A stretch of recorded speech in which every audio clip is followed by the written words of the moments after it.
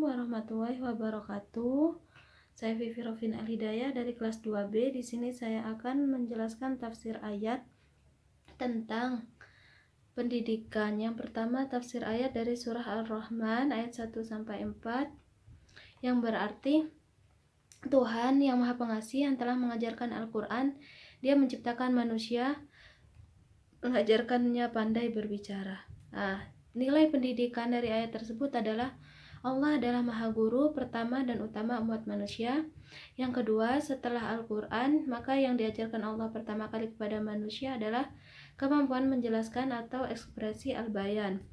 Yang kedua yaitu tafsir ayat dari surah An-Najm ayat 1 sampai 10 yang memiliki arti, demi bintang ketika terbenam, kawanmu Muhammad tidak sesat dan tidak pula keliru, dan dia tidak mengucapkan menurut hawa nafsunya. Itu tiada lain hanyalah wahyu yang diwahyukan kepadanya. Yang mengajarinya adalah yang sangat kuat, Jibril, yang mempunyai akal yang cerdas, lalu menampakkan diri dengan rupa yang asli, sedang dia berada di ufuk yang tinggi. Kemudian dia mendekat, lalu bertambah dekat lagi, maka jadilah dia dekat sejarak dan ujung busur panah, atau lebih dekat lagi, lalu dia menyampaikan kepada hamba apa yang telah diwahyukan.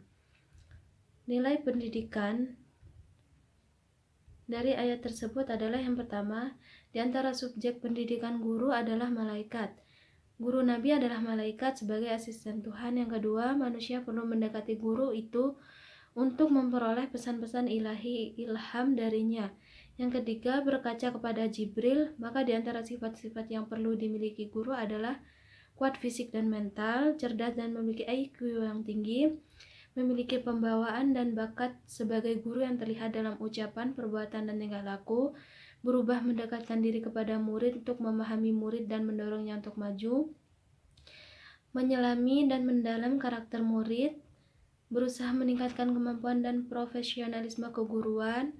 7. Memenuhi tuntunan kurikulum dan syllabus.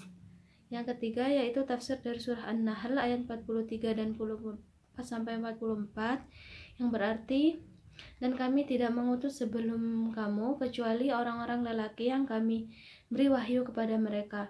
Maka bertanyalah kepada orang yang mempunyai pengetahuan jika kalian tidak mengetahui.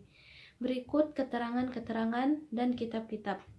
Dan kami turunkan kepadamu Al-Quran agar kamu menerangkan kepada umat manusia apa yang telah diturunkan kepada mereka, dan supaya mereka memikirkan.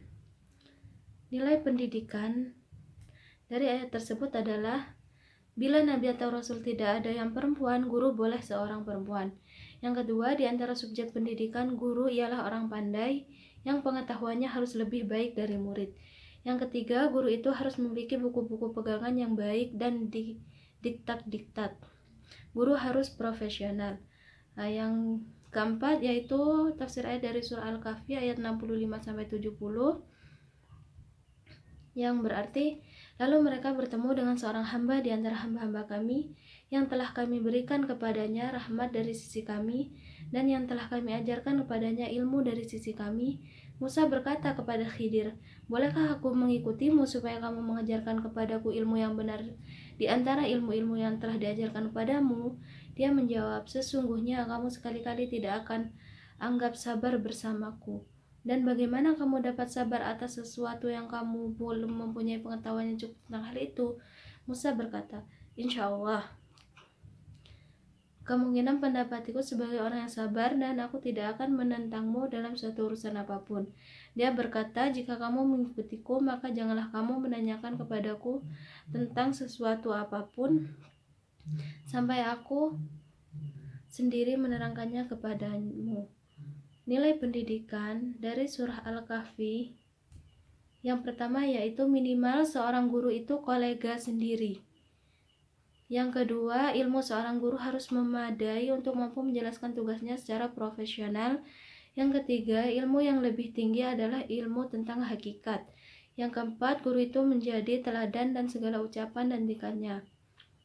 Yang kelima, perlu adanya kesempatan antara guru dan murid sebelum pembelajaran. Yang keenam, guru perlu memberikan pandangan tentang bagaimana caranya sukses dalam menempuh suatu pembelajaran.